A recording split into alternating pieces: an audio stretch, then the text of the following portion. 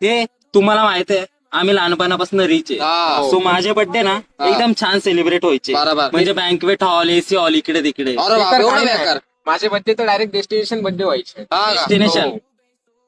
तुझे रे?